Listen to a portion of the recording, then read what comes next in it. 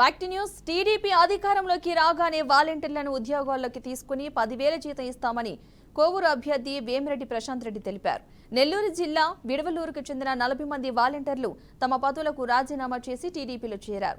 MP అభ్యర్థి వేమిరెడ్డి ప్రభాకర్ రెడ్డి దంపతులు వారికి కండువా కప్పి పార్టీలోకి ఆహ్వానించారు. కోవూరు ఎమ్మెల్యే ప్రసన్న కుమార్ రెడ్డికి మహిళలపై గౌరవం లేదని ఆమె విమర్శించారు. తమను రాజకీయంగా ఎదుర్కొనలేకనే తమపై తప్పుడు ఆరోపణలు చేస్తున్నారని ప్రశాంత్ రెడ్డి ఆరోపించారు.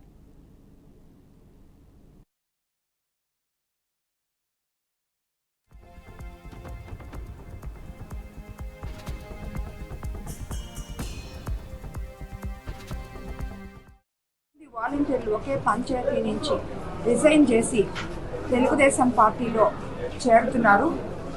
వాళ్ళు మా మీద ఉంచిన నమ్మకానికి, అభిమానానికి ధన్యవాదాలు. చంద్రబాబు నాయుడు గారి మీద చాలా నమ్మకంతో నేను అడిగాను వాళ్ళని ఎందుకమ్మా ఇలా చేశారని. చంద్రబాబు నాయుడు గారి ప్రభుత్వం వస్తుందని, మాకు తిరిగి మమ్మల్ని వాలంటీర్గా అపాయింట్ చేసుకుంటారని, మాకు 10,000 జీతం వస్తుందని, అదేవిధంగా ప్రభుత్వ కార్యక్రమాలు ఇక్కడ ఎట్లా చేస్తున్నామో అట్లే ఆ ప్రభుత్వంలో చేయొచ్చు అని చెప్పే ఉద్దేశంతో మేము ఇక్కడికి వచ్చి ఈరోజు ఇలా స్వచ్ఛందంగా టీడీపీలో జాయిన్ అవుతున్నామని చెప్పారు. వాళ్ళందరికీ నా ధన్యవాదాలు తెలుపుకుంటున్నాను. వాళ్ళు మా దగ్గరికి వచ్చినందుకు తప్పకుండా నేను వాళ్ళకి మాట ఇస్తున్నాను, తప్పకుండా మేము సపోర్ట్ ఉంటామని చెప్పి.